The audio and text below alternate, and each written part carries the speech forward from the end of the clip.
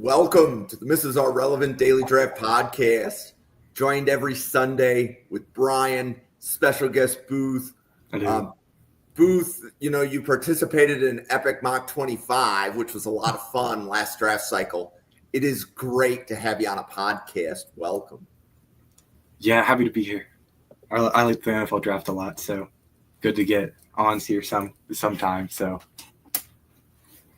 yeah, and Brian. Yep. I love seeing you on Fridays. I hope everything on the left coast is going well. Any words of wisdom for the audience before we begin? It's this running back class is definitely not like last year's, so just a little bit of warning. It's not going to be as not as good. Not as good. Yeah, I mean, there's some guys, but it's not. Yeah, it's not as good. Okay, so we're going to be going through top 20 running backs, and Booth's list is on the left. Brian's list is on the right. And we're covering top 20s. And if you're new to the draft, Professor, one of the reasons that we go so deep is we're really trying to discuss a lot of players that may not be talked about on other podcasts. And we tend to focus on players drafted in rounds 1 through 5 on this channel. So we do just, in general, tend to talk about more players. So the first thing we're going to do is Brian will talk about players he has that Booth doesn't have, and Booth will talk about the players that Brian doesn't have. So, Brian, I think the first player that we identified for you was running back L.J. Martin. What would you like to tell the audience about L.J. Martin? Yeah, he's how do I put it? He's been a little bit of a sleeper so far. Not a lot of people have been talking about him. He plays at BYU, who is actually, I mean, everybody talks about Retzloff. He got all the hype at BYU as far as their offense went.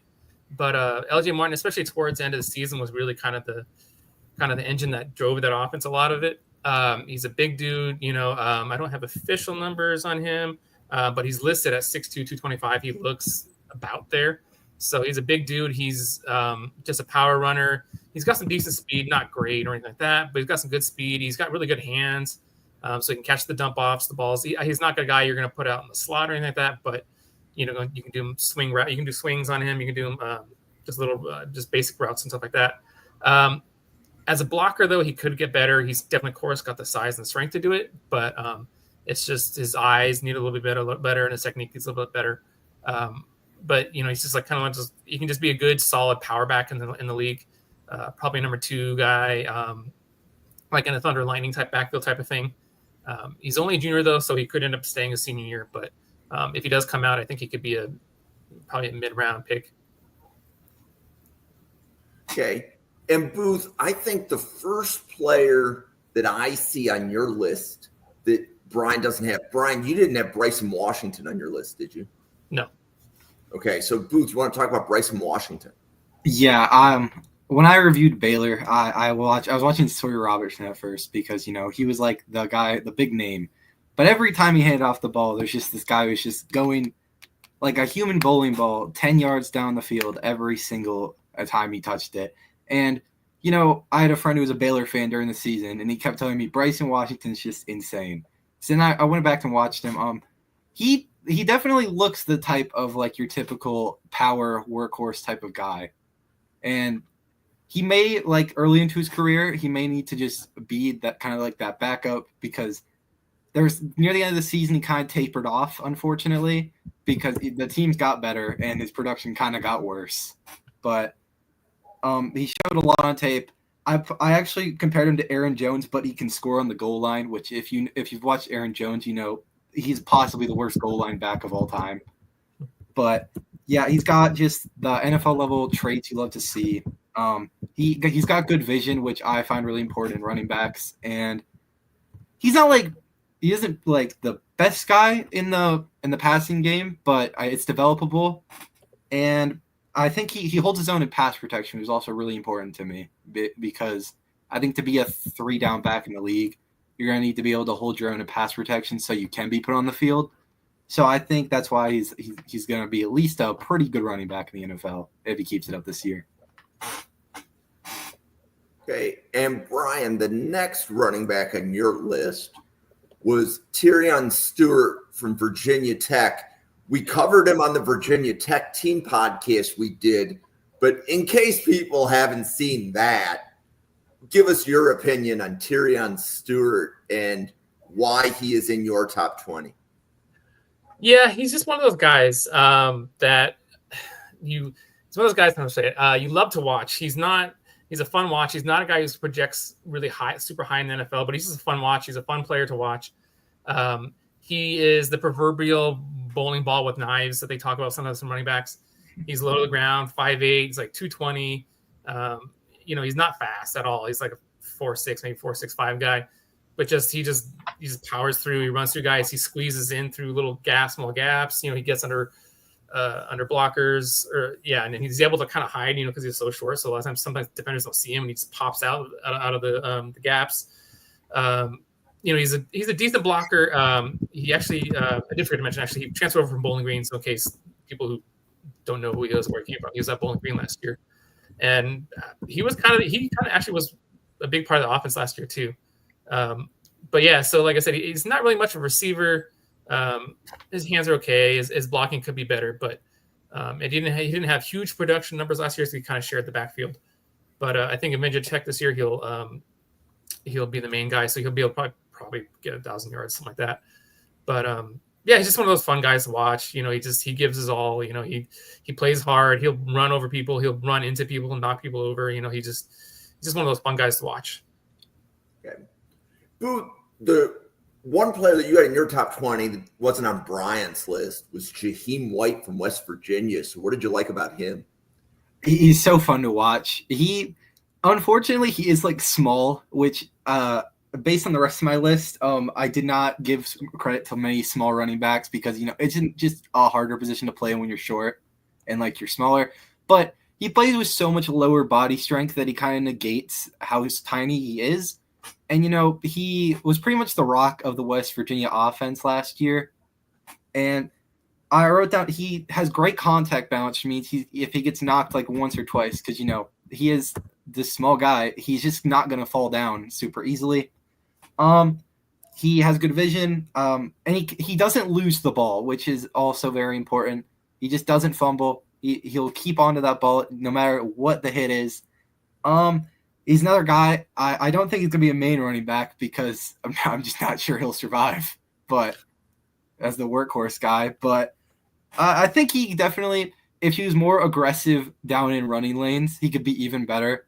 It's just, it all comes back to the fact that he's 5'7". So he just needs to be this aggressive, like maybe like you said earlier about, I believe, LJ Martin, just this lightning and thunder type of back who just is super aggressive downfield and, takes these bigger hits, but is able to go straight through them and get some extra yards. Okay, and Brian, the next player on your list was Harrison Whaley from Virginia. You want to talk about him? Yeah, he was another kind of fun watch, another kind of small guy in this class. I actually have confirmed height and weight on him, just under 5'9", 197. He transferred over to Virginia from where did I go? Sorry, I lost my thing here quick.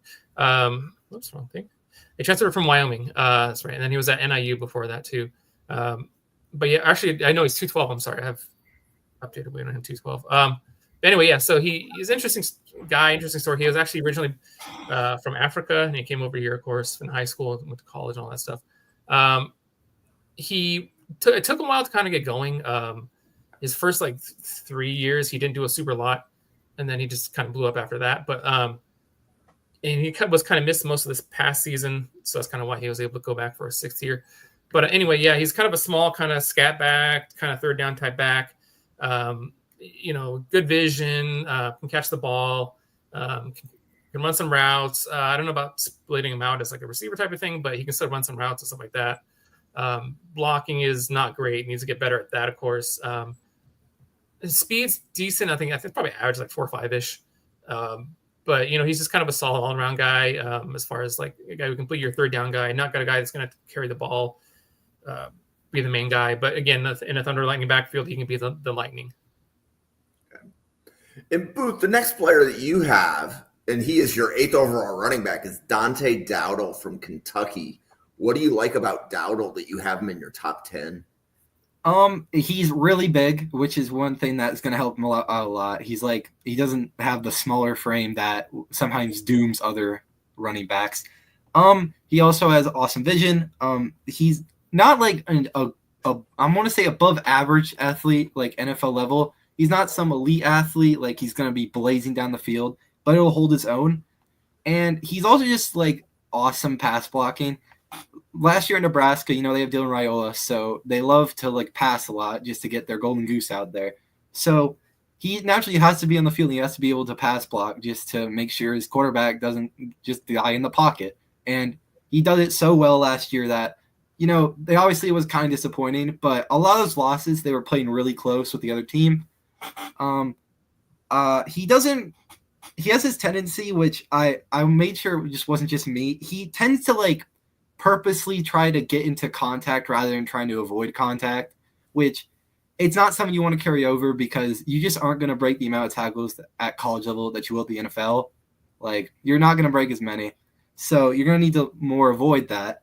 And he's probably the bad part about him being on those passing plays all the time is that he's not a very good receiver. So I think going to Kentucky, a more run-heavy scheme from last year, I think that's Star Thomas and Malik Murphy, who are both some pretty good runners.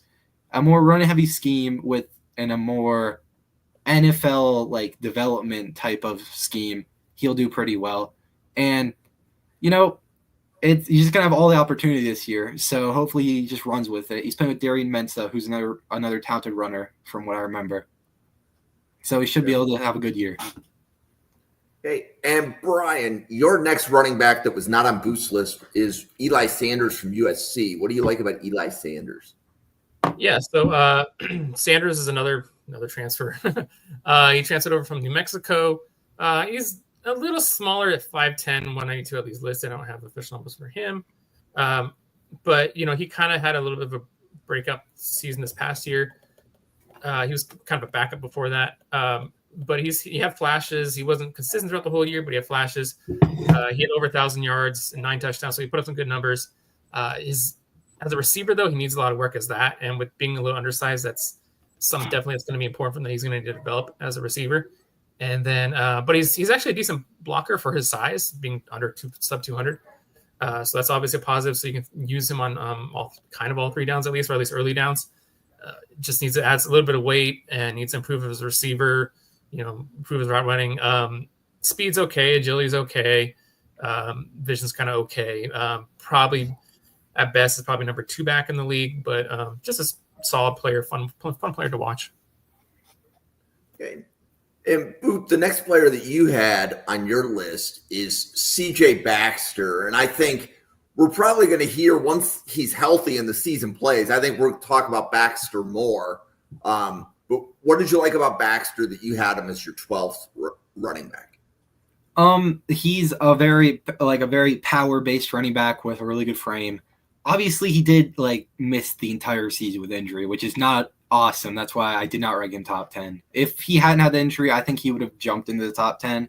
But he hits the running lane extremely hard. He's able to hit the second gear when he gets into space and really make these longer plays. And he's also really patient, which I think will help him in different schemes. I know in wide zone, you need to be a more patient guy to let the blocks develop. It's kind of how Caleb Johnson got his bread and butter this last year. And he's obviously with the whole power mindset, he does have really good balance. So he's going to take a few hits and he's still going to get some extra yards. Unfortunately, he's not an awesome pass protector despite his frame, which, that may just be a Texas thing, but I'm not sure how they develop the pass blocking. He runs too tall a lot, which he just tends to prevent you from being able to do all these cutbacks to create more yards. You'll end up just getting knocked over rather easily. And he's only played 12 games, which is not great because it's 12 games at the college level. So you kind of would like to see him play a bit more. I won't be surprised if he goes back for another year after this one if he doesn't think his draft stock is high enough. But yeah, that's CJ Baxter. Okay. And Brian, I think the last running back that you have that's different is Samuel Brown from Rutgers. What would you like to tell everybody about Samuel Brown? Yeah, so of course he got stuck behind Kyle Monangai, so people didn't really get to know him much or see him much other than the couple snaps here and there he would get and give him Monangai a break. But he's a big physical dude, 6'1", 225, at least listed. Again, like I said, he was a backup to Monangai this his whole career so far, so he hasn't had big numbers or big a lot of film, I guess you could say out there, a lot of production just because Monangai had all the carries. But, he's a solid runner. He's got some good power. Vision's okay. It could be a little better. It could be a little more patient. But he's actually pretty good blocker already. So, of course, that obviously helps. Teams are going to want it. You're going to be big like that. You're going to be a good blocker. That's important. As a receiver, though, he's not great. He needs to work on that. The only thing is I think that affected him was Rutgers didn't throw the ball to their running backs very often. So it's kind of goes both ways in a sense of that he didn't have a lot of production there, but again, it wasn't 100% his fault. So we don't know exactly 100% if he's just not a good receiver or because it was because of offense, because they just did throw the ball a lot anyway, especially the running backs. But at least the few times he did have balls thrown to him and ran routes and stuff, he looked okay. But just something I would like to see him do more and have them at least throw the ball more to him this year. But he's just a big dude. I think that's got some skill. I think could have a little bit of a breakout this year with being able to taking over from Monangai. Okay. And Booth, your next two running backs that weren't on Brian's list were Desmond Reed from Pittsburgh and Dylan Edwards from Kansas State. Would you like to talk about both of them for a minute? They are really similar players. They're both extremely good athletes, like extremely. I think I'd put Reed higher because he has more experience starting, and he's a really good receiver. I doubt his capabilities as a full-time running back in the NFL, just based off the fact that Pitt, they had a running offense, but it was inconsistent at times, and he doesn't really exhibit the traits you'd like to see from a typical good running back.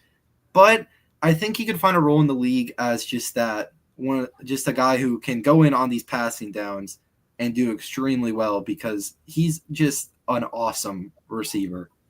He might find himself in a situation where he's playing a slot position sometimes. One thing that is an issue, he's also 5'8", 175 pounds. So it's not awesome. And then also he just straight up can't pass block for Desmond Reed. Dylan Edwards is down here. Another guy, awesome athleticism. I would say he's a way better pure runner than Reed. We just haven't really seen it that much. At Colorado, he struggled because I just think their running scheme was really bad. I can't really blame him for that. But I really liked him at Kansas State as the backup to DJ Giddens because they could put him in on these plays as to change the pace of Giddens because Giddens is not the fastest guy. And when you put in Dylan Edwards and you just give him the space, he's just gonna go to the end zone. He's just faster than everyone else. He's also a solid receiver. It's just we need to see him be that starting caliber guy at the NFL level. Yeah, he definitely needs to just get himself open better. I think just a good receiver, but he is 5'9", 167, and he has terrible balance. If he gets slightly hit, he's just going down. It's not happening. And he's also, I wrote, will never be a good pass blocker. I'm confident he'll never be a good one. And I also, some of his speed is straight line speed is when he gets his highest, like everybody. I have concerns about when he's not going completely straight about his speed, but at the end of the day, you can develop that. You can't really develop pass blocking when it's that bad, but that's it for both of them. Okay. And then Brian and I were able to figure out the other player that was missing. And it was he's actually really high on Brian's list. Yeah, and that's Demond Claiborne from Wake Forest. Brian, you have him as your 5th overall. Tell the audience about him. Yeah, he's a guy I really like. I'm surprised, again, another guy that I'm surprised hasn't gotten much talk. He actually had over 1,000 yards last year. And maybe because he didn't play much as his freshman year and the sophomore, he was kind of a backup, didn't play super a lot because they had, I think, like 2 or 3 backs in front of him at the time. He took up this past year. So I do have official measurement on him, 5'9.5", 192. So a little underweight, but I think he plays heavier than he is. Not that he's a power back or anything like that, but I think he's got some good contact balance for being up sub 200 pounds. He's got really good vision. He can really find the holes and gaps and stuff like that. And even when he's got good vision as far as breaking tackles at the second level, avoiding guys, spinning guys, jigging guys, stuff like that. His long speed is average, but he's got good explosiveness. He's got quick feet. He's got pretty good hands. Actually, he actually has kick return experience too, which would definitely help in the NFL. NFL would definitely like that. That would add versatility to him, stuff he can do more. Of course, always the more you can do helps the NFL. He had tons of touchdowns. He had 11 touchdowns this past year. So he has a bit of a nose for the end zone, so to speak. And actually, as a blocker, he actually wasn't bad. Not great. Could improve a little bit, but I mean, for again being sub 200 is a pretty good blocker for his size. Again, like I said, still needs to get better, but he still has a whole another year.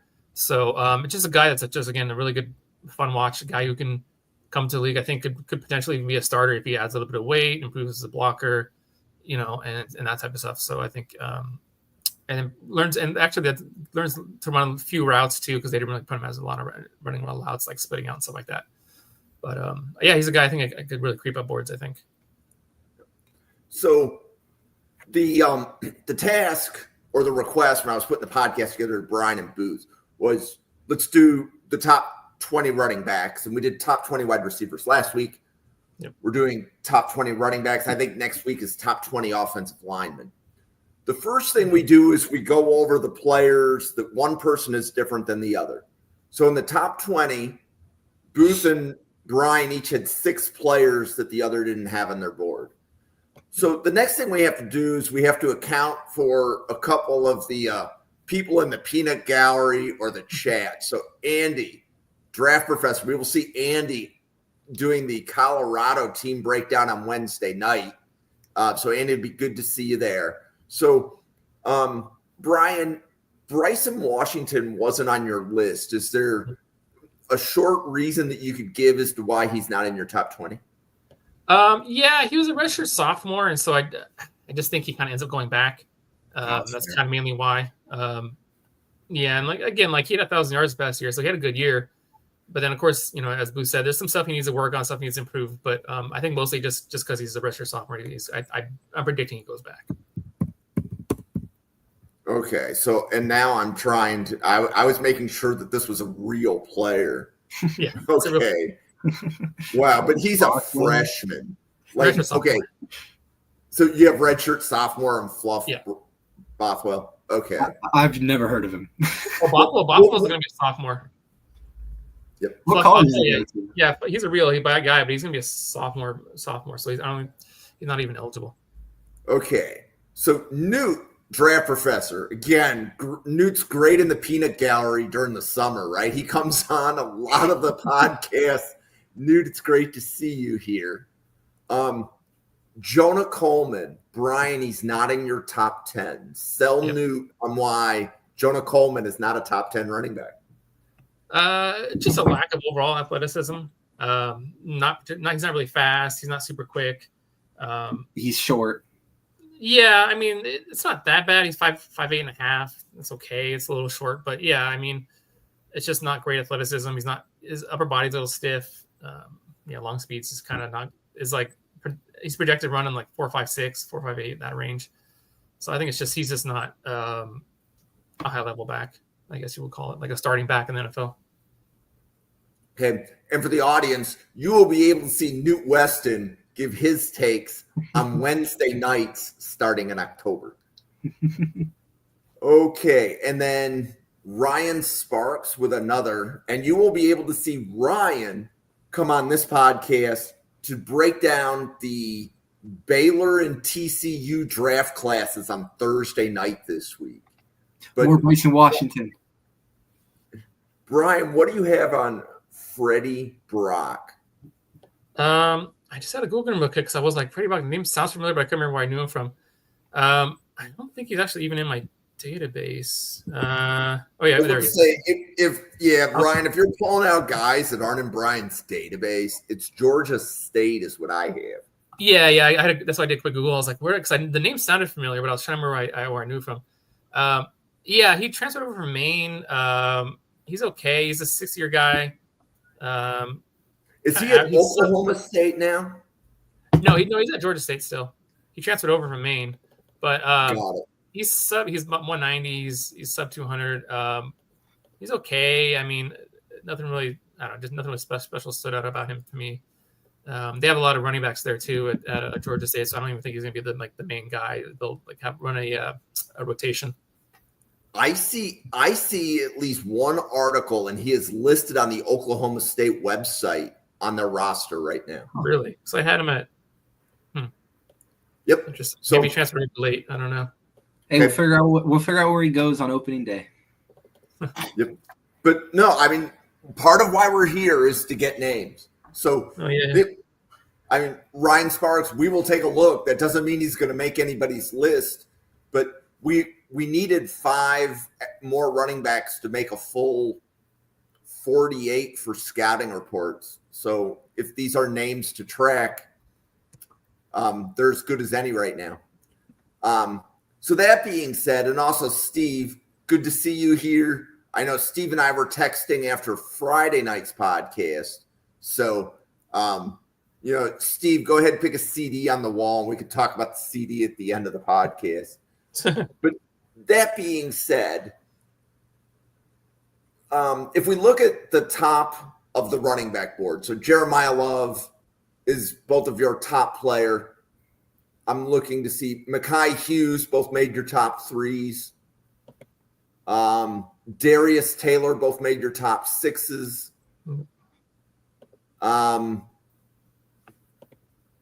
Booth, how far down did you have Singleton? 6. Oh, you see, and I just got to learn to read. Okay, so why don't you each do a little bit on Jeremiah Love? So, Booth, tell everybody what they should like about Jeremiah Love. He is like, I'm not going to call him like Gene T level, but he's like that tier right below Gene T. He was like, a lot of people surprisingly did not know his name until the playoffs. And then during the college football playoffs, he just torches every single team. And he torched the best, I think, Ohio State, who I think we could consider them the best defense last year. He torches them in the national championship. I don't think Indiana's ever going to forget him. And then he just has all the traits you look for. He's got a really good balance. He's a really powerful runner, but he doesn't rely on it way too much. He's patient, so he's going to be able to be scheme versatile. He can improvise really well in the open field, so he isn't going to be like a guy who's going to rely on straight line speed and just going where, like, I'm going to go this one way. I'm not going to let anyone change it.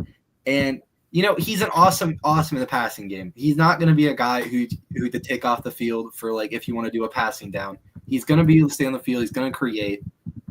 And the only thing I said that he needs to work on was a pass protection. I thought he could definitely improve a tiny bit.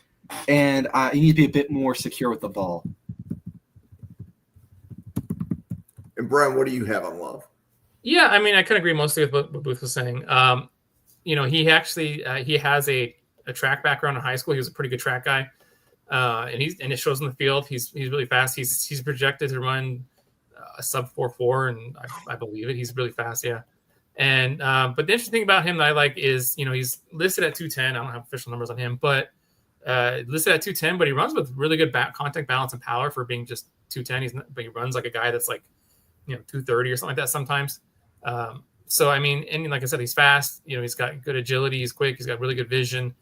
But yeah, I agree with Booth that he's basically he's like that tier just below Gene T, but he's still like running back 1 in this class. And I don't think anybody's going to take that from him. I think he's going to be the wire to wire running back 1 in this class. I like Hughes a lot, but we haven't seen him perform like super well consistently against the top competition, which would be my concern with him. And we've seen Jeremiah Love just torch like the top competition every week. So that's probably my take of why I would say right now he's so far above. Yeah, I agree. Okay. So, Brian, you have Nick Singleton over Mekhi Hughes. Mm-hmm. What do you like more about Singleton? But feel free to talk about Singleton and Hughes at the same time. Yeah, as far as Singleton over Hughes, it's athleticism, speed. Just that. That's he's because he's a freak athlete. It seems to be Penn State seems to always have those freaky athlete players, and he is one. There's of course things he needs to improve on. His vision needs to be a little better. He needs to cut down on bouncing ball, always trying to bounce stuff out to the outside. No, I shouldn't say always, but more than he should. He tries to bounce stuff out more than he should. But yeah, he's a freaky athlete. I'm kind of sad for him that they both went back this past year, because him and Allen, because I felt like they used Allen too much as a pure running back, and they used Singleton as like motion stuff and the slot, and they didn't use him as a true running back as much as they should have. So I'm hoping this year they use him more as a true running back, take advantage of his skills instead of that, and show the NFL what he can do instead of just using him almost like a gadget player at times. And I was like, it's kind of frustrating sometimes to watch.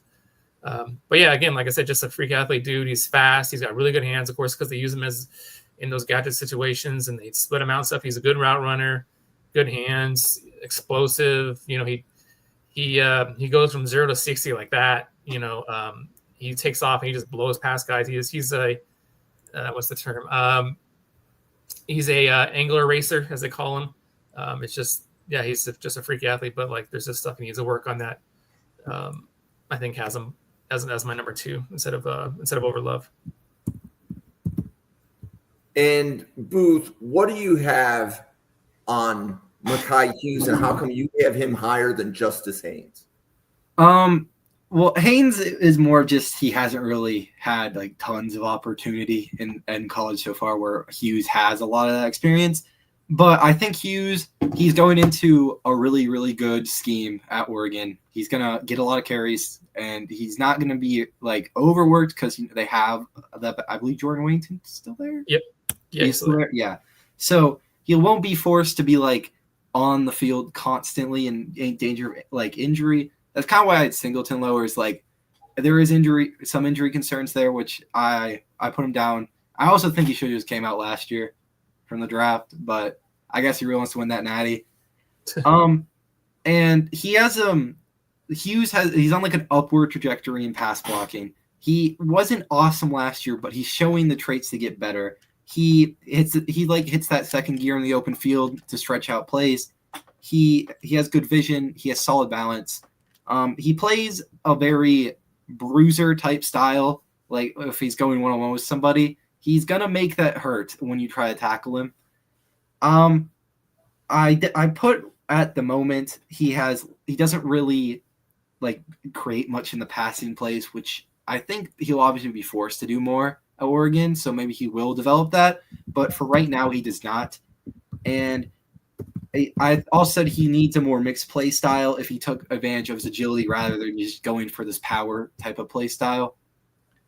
I also wrote about his pass blocking at the moment, but I think that's going to get better. And then, as I said before, his competition at Tulane was just not very good.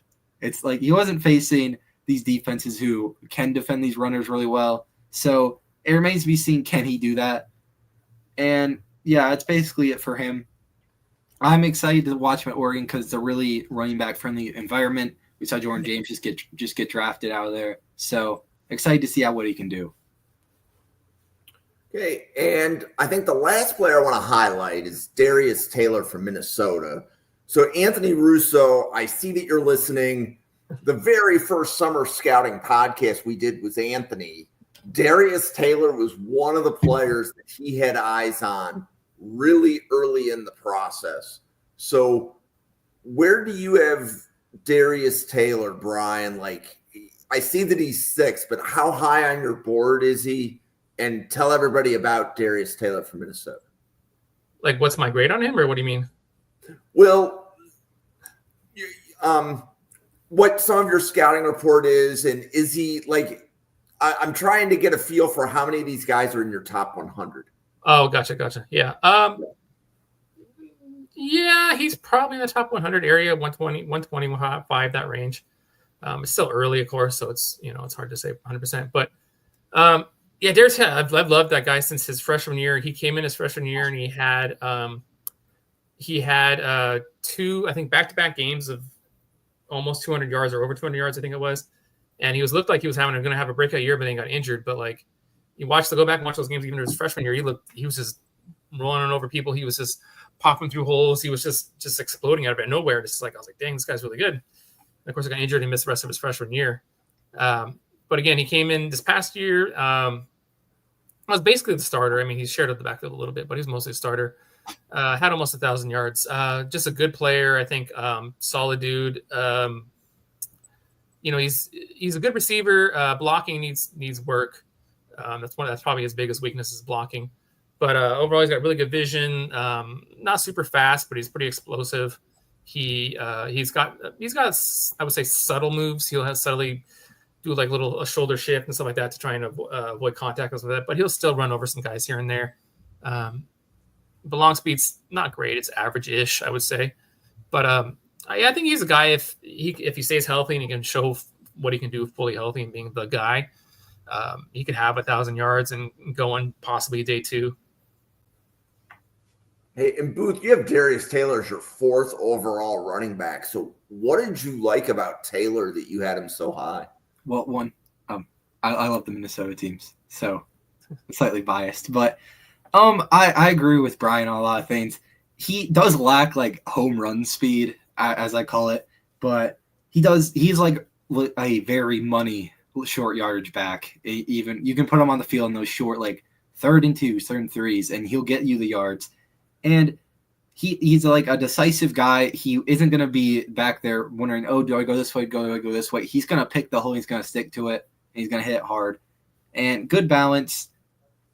He has like the injury concerns, which is not great for running back in college. But he can just be that guy who can be – hopefully he can be like the workhorse guys here from Minnesota, because I think a lot of their offense can be under him. But he shows like the stuff that when you go to the NFL, it continues, and it's what makes you a good running back. And I think he can get better as a blocker. That is the hope, because it's not good right now. But yeah, I liked him a lot when I watched him.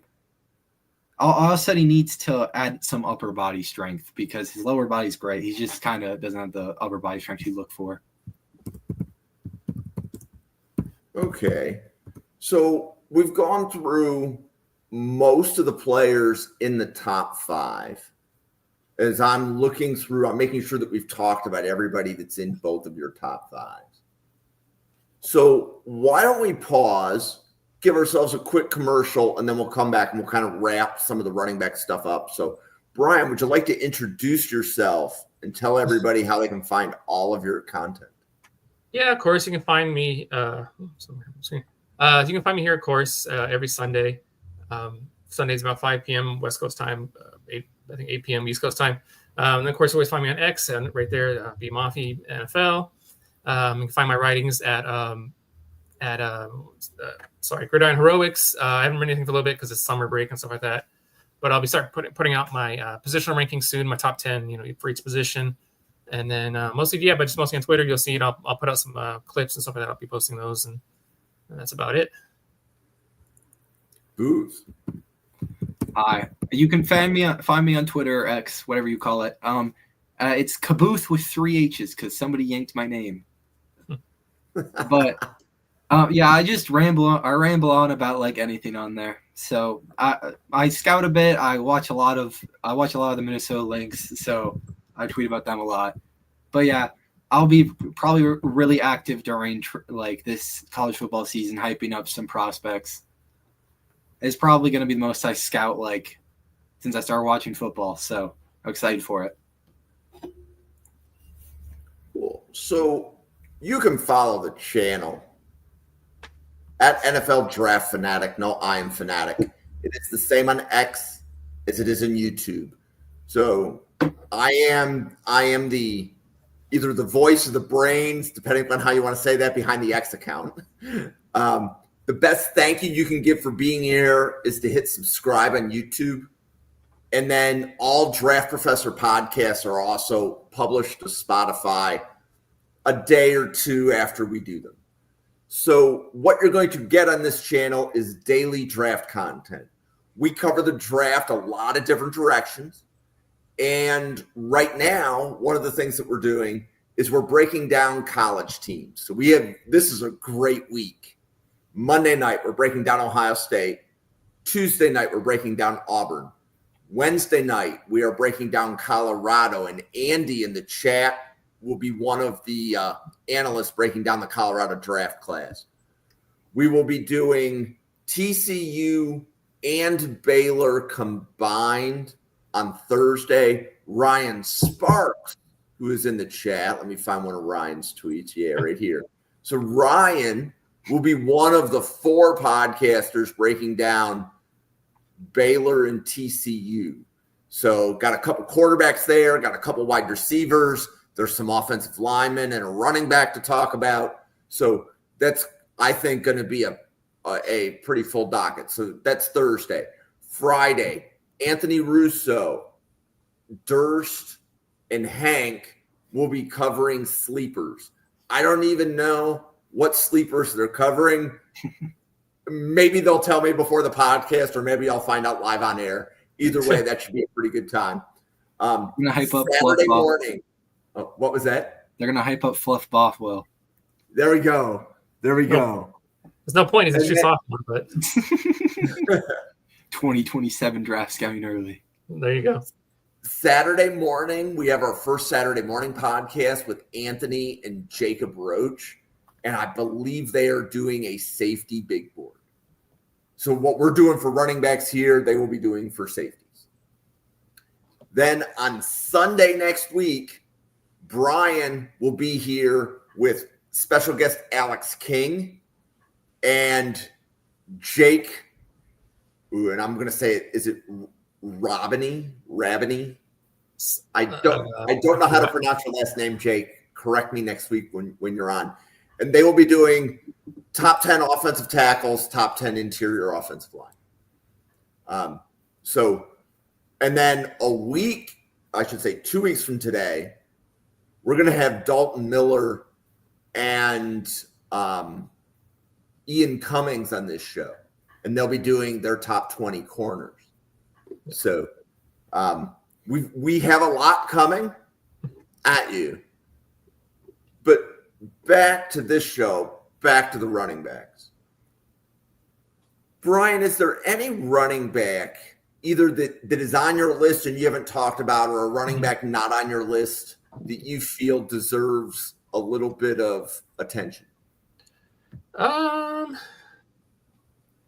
see, let me have my list. I can talk about more.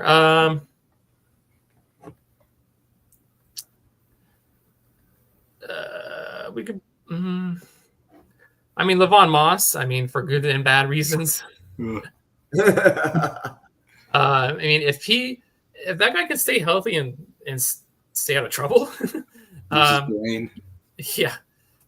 He got arrested recently, in case anybody didn't know. I forgot what it was for, but anyway, it wasn't anything. It wasn't something good. Misconduct, I think it was something like that. Something like that. I can't remember what it was, or fighting a police officer. It was something like that.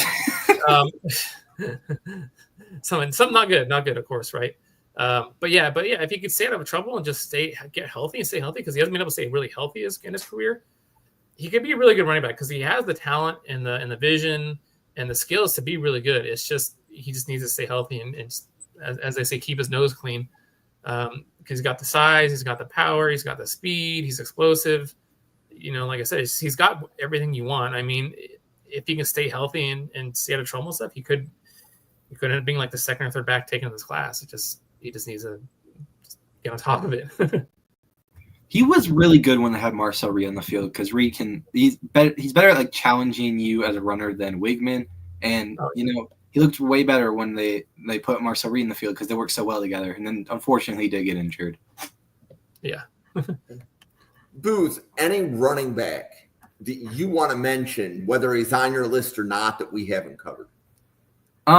We both have Jay Nod at 11, which I think just tells you how he was last year. Just very much an injury-riddled, just disappointing year. I don't think that's entirely an indictment of his talent because he does have the stuff you want to see from running backs. I got to pull it up real quick because I know he had just, I believe, knee injuries. I think it was knee injuries. Yeah, Cal was just kind of a mess. I think their entire offense has decided just to leave, which, not great. Pretty much. But he's an NFL level athlete. He's patient. He has good vision. He's definitely more of a bruiser, which doesn't maybe always go over in the NFL really well. But he also isn't really great in the goal line, which isn't great for a bruiser. But he definitely going to Oklahoma, where I don't know the recent history developing running backs, but it's gonna be obviously a way better situation. He's playing with John Mateer. He's a talented runner, so maybe with Mateer he can have some more teams aren't stacking the box because they know who else is gonna beat us. Because Jay Nott was their one good player to start the season, and so he should just be better. I'm not sure how his tape is gonna look because if he does get injured again, he's not gonna look great. Which, he has the potential to be the top 6 or be completely off the list by the end of the season. We just don't know which one it's gonna be. And then I want to give a shout out because one of the reasons we do these podcasts with the top 20s, and I think I said it at the beginning, is when we enter October and we start breaking down approximately what we're going to say are the top 350 players that came out of summer scouting. Every podcast is going to cover 8 players. Each of those 8 players is going to get approximately 6 minutes, 3 minutes from 2 different people. So this podcast alone identified Anthony Hankerson from Oregon State, Jamal Haynes from Georgia Tech, Desmond Reed from Pittsburgh, Freddie Brock from Oklahoma State, Fluff Bothell from South Alabama. He's an underclassman. He'll be the first to get bumped. LJ Martin from BYU, Eli Sanders from USC, and Samuel Brown from Rutgers.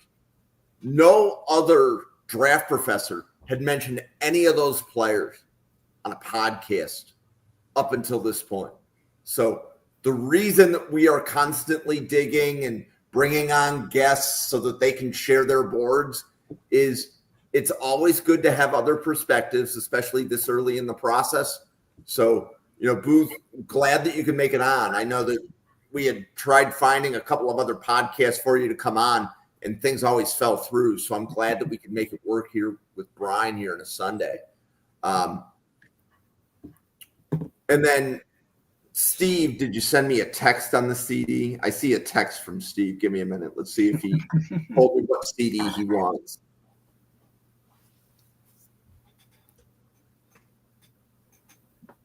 Yep. And not to make it a Fluff Rothwell podcast, but he actually transferred to Mississippi State. No. So he was actually mentioning to me about Freddie Brock. So it is Oklahoma State. Yeah, I double checked earlier. I guess the transfer. I must have missed that one. Yep. And that's all good, right? We miss things, but there's a reason that we're a community. We don't necessarily sit up here and saying we know everything. I'm impressed, even when a couple of the names were dropped this early in the process, Brian, that you had at least one of them in your database and you were familiar with the player. And that's kind of what we do here at Draft Professors. So for Andy, for Ryan, for Anthony, for Steve, for Newt, I'm trying to make sure I didn't forget any of the other people in the chat. Thank you for being in the chat. For Brian Maffey, for Booth, for myself, for the 85 podcasters at the Draft Professor, thank you for watching this Top 20 Running Back Show, everybody. And we will see you on a podcast again tomorrow night. Thank you. See you.